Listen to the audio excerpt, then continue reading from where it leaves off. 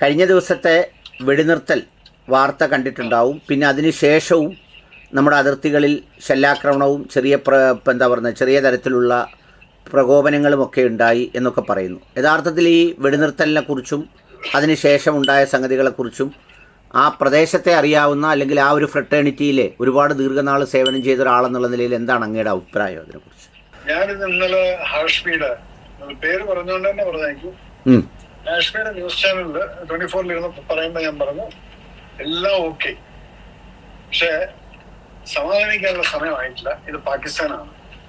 യുവമാർ ഇന്ന് രാത്രി ഇനിയും എന്തെങ്കിലുമൊക്കെ ചെയ്യുന്നു പറഞ്ഞ പോലെ തന്നെ ആയിരുന്നു. ഞങ്ങളത് പറഞ്ഞ 1 മണിക്കൂർ കഴിഞ്ഞപ്പോഴേക്കും അവന്മാർ തുടങ്ങി. കാരണം എനിക്ക് യുവമാരെ നല്ലപോലെ അറിയാം. ഇവര് എന്തെല്ലാം റൂൾസ് ആൻഡ് റെഗുലേഷൻസ് ഉണ്ടോ അതിനെല്ലാം, ഏത് ട്രീറ്റുകളും കരാറുകളും ലംഘിക്കാൻ വളരെ കേമന്മാരാണ്. കാരണം ഇത്രയും ധൈര്യമില്ലാത്ത ഒരു രാജ്യമായതുകൊണ്ട് അവർക്ക് എവിടെയെങ്കിലും ഒന്ന് ജയിച്ച് കാണിക്കാൻ വേണ്ടി സീസ്ഫയർ കഴിഞ്ഞിട്ട് ഞങ്ങളൊന്നും മാനിച്ചില്ല എന്ന് പറയില്ല. കാരണം അത് വലിയ ഡാമേജ് ഒന്നും വരുത്തിയിട്ടില്ല. എങ്കിലും അവരുടെ ഒരു മനസ്സമാധാനത്തിന് അവരത് ചെയ്യുമെന്നുള്ളത് എനിക്ക് നല്ല ഉറപ്പുണ്ടായിരുന്നു. അതുപോലെ തന്നെ സംഭവിച്ചു. അപ്പൊ ഞാൻ ആ ന്യൂസ് ഞാൻ പറയുകയും ചെയ്തു ഹാഷ്മി സന്തോഷിക്കാറായിട്ടില്ല. ഇത് പാകിസ്ഥാനാണ്, നമ്മളൊന്നും ചെയ്യില്ല. പക്ഷെ അവന്മാര് ഇന്ന് രാത്രി കൂടെ കഴിഞ്ഞിട്ട് ഞാൻ പറയാം ഓക്കെ അവന്മാർ ഇത് എഗ്രി ചെയ്തോ. ഇന്ന് രാത്രി കഴിയട്ടെന്ന് പറഞ്ഞാൽ ഇപ്പൊ 1 മണിക്കൂറിനകത്ത് അവന്മാർ ഫയറുണ്ട്. അതെന്താ വെച്ചാൽ അവര് ഇതുപോലുള്ള പ്രൊവോക്കേഷൻ പലപ്പോഴും നടത്തും. പക്ഷെ അതിന് നമ്മള് സമന്വയം പാലിക്കണം. കാരണം ഇങ്ങനൊരു സ്റ്റേജ് വന്ന് നമ്മളിപ്പോ യുദ്ധം ജയിച്ചു നിൽക്കുകയാണ്. ഞാൻ പലപ്പോഴും പറയും യുദ്ധം ആരും ജയിക്കാറില്ല, പക്ഷെ ഇന്റെ പ്രാവശ്യം നമ്മൾ ജയിച്ചു നിൽക്കുക. എല്ലാ രീതിയിലും നോക്കിയേക്കാം. നമ്മുടെ ആളപായം ഇങ്ങനെയുള്ള കാര്യങ്ങളിലൊക്കെ അതൊക്കെ വളരെ മിനിമൽ. ഒരു യുദ്ധത്തിന്റെ സന്നാഹം വരുന്ന സമയത്ത് ഉണ്ടാവുന്നത് മാത്രം. അതല്ലെങ്കിൽ നമ്മള് ശരിക്കും നിലം പരിശാക്കിയിട്ട് മുട്ടുകുത്തിച്ചിരിക്കുകയാണ്. ഇതിനകത്ത് ട്രംപിനോ അല്ലെങ്കിൽ വേറെ എടുക്കണോ ഇതിനകത്ത് ഒരു ക്ലെയിമും എടുക്കണ്ട. പിന്നെന്തിനാണ് ഈ ട്രംപ് അതിൽ കയറി ക്ലെയിം എടുക്കാൻ വന്നത്? കാരണം ഈ ട്രംപിന് മറ്റേ എന്താണ് അതിന് പറയുന്നത്, നമ്മുടെ ഒരു ട്രംപനാണോ ട്രംപ്? അല്ല, ഒരു എട്ടുകാലി മമ്മൂഞ്ഞുണ്ടല്ലോ, തമാശയായിട്ട് എടുത്താൽ മതി. ഞാനും അത് കേട്ടപ്പോ ഞാൻ വിചാരിച്ചു ഇങ്ങനെ എന്തോ ഇനിഷ്യേറ്റീവ് എടുത്തു. കാരണം അങ്ങനെയാണോ ആദ്യം ഷൂട്ട് ചെയ്തിരിക്കുന്നത്? അതാണ് ഷൂട്ട് ചെയ്തില്ല. അപ്പൊ അയാൾ അതിൽ ക്യാമറ അടിച്ചിട്ട് എട്ടുകാലി മമ്മൂഞ്ഞായതാണത്. നമ്മൾ ഒരു കാരണവശാലും നമ്മളൊരു തേർഡ് പാർട്ടി ഇന്റർവെൻഷൻ ഇതിൽ അനുവദിക്കില്ല. അത് നമ്മൾ പല കരാറിലും നമ്മൾ പറഞ്ഞിട്ടുള്ളതാണ്. Third party intervention we will not accept it എന്നുള്ളത്. അപ്പം നമ്മൾ തന്നെ നയതന്ത്ര കാര്യാലയവും അവിടുന്നുള്ള റിക്വസ്റ്റും അവിടുന്ന് DGMOന്റെ അവിടുന്നാണ് ഈ റിക്വസ്റ്റ് വന്നിരിക്കുന്നത് ഇതൊന്നും നിർത്തുന്നുള്ളത്. പട്ടാളത്തിന്റെ മേധാവികളിൽ നിന്ന് ഇപ്പുറത്തെ DGMOനാണ് സിഗ്നൽ വന്നതും ഇത് ഓക്കെ ഞങ്ങൾ ചെയ്യാൻ തയ്യാറാണ്. അല്ലാതെ ഇതിനകത്ത് ട്രംപോ വേറൊരാളും ഇല്ല. ആക്ച്വലി ആരാണ് വെടി നിർത്തിപ്പിച്ചിരിക്കുന്നത്? ഇന്ന് വൈസ് പ്രസിഡന്റ് പറയുന്നത്, ഇന്നത്തെ ഒരു ലേറ്റസ്റ്റ് ന്യൂസിൽ ഈ അമേരിക്കയുടെ വൈസ് പ്രസിഡന്റ് പറയുന്നു ഞങ്ങൾക്ക് വെളിപ്പെടുത്താനാവാത്ത എന്തോ ഗൗരവമായ ഒരു വിവരം കിട്ടിയതിന്റെ അടിസ്ഥാനത്തിലാണ് ഞങ്ങൾ ഭയങ്കരമായി ഇടപെട്ടത് എന്നൊക്കെ പറയുന്നുണ്ട്. അവര് എന്ത് വേണമെങ്കിലും പറഞ്ഞോട്ടെ, ഇതിന്റെ ക്രെഡിറ്റ് ഞാൻ as an Indian I give the credit to the army, navy, air force. Okay, ഇവിടെ ശക്തമായിട്ടുള്ള ഉത്തരം കൊടുക്കലും അതിന് പെർമിഷൻ കൊടുത്തിരിക്കുന്ന ഗവൺമെന്റും. കാരണം ഗവൺമെന്റ് എന്താ പറഞ്ഞത്? അടിച്ചോളാനാ നിങ്ങളായി നിങ്ങളെ വാഴ നിങ്ങൾ വാങ്ങിക്കുന്നില്ല, ചായക്ക് നിർത്തറ. അങ്ങനെ നോക്കിയാൽ, അങ്ങനെ നമ്മുടെ മേധാവികളെ ഏൽപ്പിച്ചാൽ ഒരു തരത്തിലും നമ്മളോട് ഫൈറ്റ് ചെയ്യാൻ ഇവന്മാർക്ക് ശേഷി ഉണ്ടാവില്ലല്ലോ. പറ്റില്ല. ഇത്രയും കാലം ഈ മോദി ഗവൺമെന്റ് ഭരിക്കുന്നതിന് മുന്നേ എന്തായിരുന്നു? ഇതുപോലെ ഒരിക്കലും പട്ടാളക്കാർക്ക് അധികാരം കൊടുക്കില്ലായിരുന്നു. ഇപ്പത് മോദി ആ പട്ടാളക്കാർക്ക് അധികാരം കൊടുത്തിട്ടുണ്ടെങ്കിൽ അദ്ദേഹത്തിന് അറിയാം എന്റെ പട്ടാളക്കാര് ഡെമോക്രസീനെ ഒരിക്കലും ഹേർട്ട് ചെയ്യില്ല. പാകിസ്ഥാനെ പോലെ അധികാരം കൊടുത്തു കഴിഞ്ഞാൽ അവന്മാർ കയറി പിടിക്കില്ല എന്നുള്ളത്. അതാണ് ആ discipline of Indian army soldiers എന്നുള്ളത്. ഇപ്പൊ ഈ ചർച്ചയിൽ പഴയ ഇന്ദിരാഗാന്ധിയുടെ ഒരു കാലഘട്ടത്തെയൊക്കെ കൊണ്ടുവരുന്നുണ്ട്. ആ സാഹചര്യങ്ങളെ കുറിച്ച് എന്താ അങ്ങയുടെ അഭിപ്രായം? അന്നത്തെ ഒരു സാഹചര്യം അല്ലെങ്കിൽ അന്നത്തെ സാഹചര്യം എന്ന് പറഞ്ഞാൽ എന്ന് നോക്കിക്കഴിഞ്ഞാൽ, ഞാൻ അതുകൊണ്ടായിരുന്നു മറ്റേ ഏതോ ഒരു ചർച്ചയില് ഒരു കോൺഗ്രസിന്റെ വക്താവിന് ഞാൻ പറഞ്ഞു, നിങ്ങൾ ഈ വെറുതെ കിടന്നിട്ട് മോദി അത് ചെയ്ത് മോദി സർജിക്കൽ സ്ട്രൈക്ക് ചെയ്ത് അതിനെന്താണ് പ്രൂഫ് എന്നൊക്കെ ചോദിച്ചില്ലേ? അതിന് പ്രൂഫ് എല്ലാം ഉണ്ട്. പക്ഷെ നിങ്ങളുടെ കാലത്ത് ഇന്ദിരാഗാന്ധി ഭരിക്കുന്ന സമയത്തായിരുന്നു മേജർ ചാന്ദ് മൽഹോത്രയുടെ ആ ഇൻസിഡന്റ് നടന്നിരിക്കുന്നത്.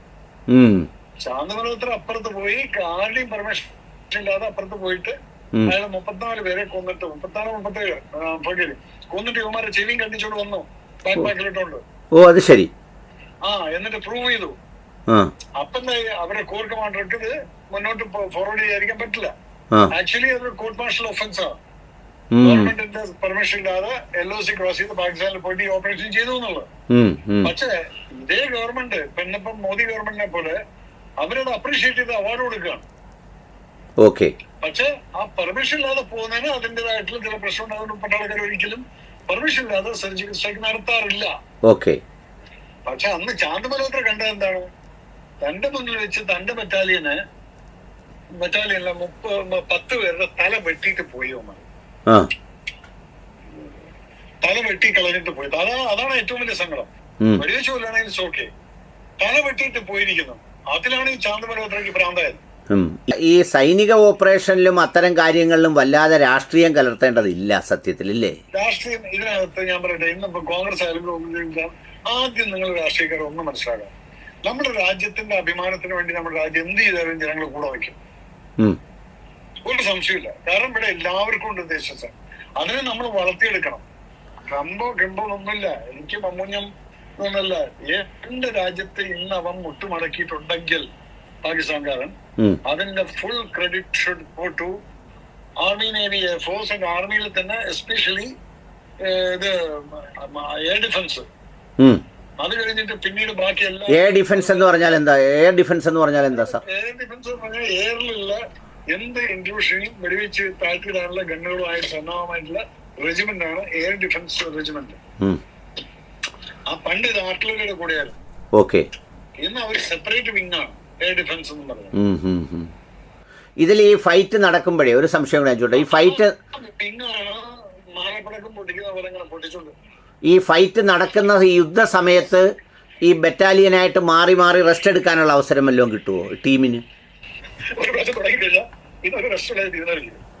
ആണ്. അതല്ലേ ഇന്നലെ ന്യൂസ് അവറിൽ ചോദിച്ചപ്പോ ഞാൻ പറഞ്ഞൊരു കാര്യമുണ്ട്. സീസ്ഫയറൊക്കെ വന്നു പറയാനേ സമയമുള്ളൂ. അത് വിചാരിച്ചിട്ട് റിലാക്സ് ചെയ്ത് ഷൂസ് ഒന്നും ഊരിയിടാനുള്ള സമയമില്ല. കാരണം ഇന്ന് പിന്നെ എപ്പോ വേണമെങ്കിൽ പൊട്ടിപ്പുറപ്പെടാം. ഇന്ന് രാത്രി ആവാന്ന് പറഞ്ഞ പോലെ തന്നെ രാത്രി പൊട്ടിപ്പുറപ്പെട്ടില്ല. പക്ഷെ അതിനെ പിന്നെ നമ്മള് റിട്ടാലിയേറ്റ് ചെയ്തില്ല. അധികമൊന്നും വലിയ ഡാമേജ് ഒന്നും ഇല്ലാത്തതുകൊണ്ട് ചെയ്യൂല. ഈ ചാനലുകളെല്ലാം കൂടെ നടത്തിയ ഒരു പൂരം എന്താണ് 2 ദിവസം?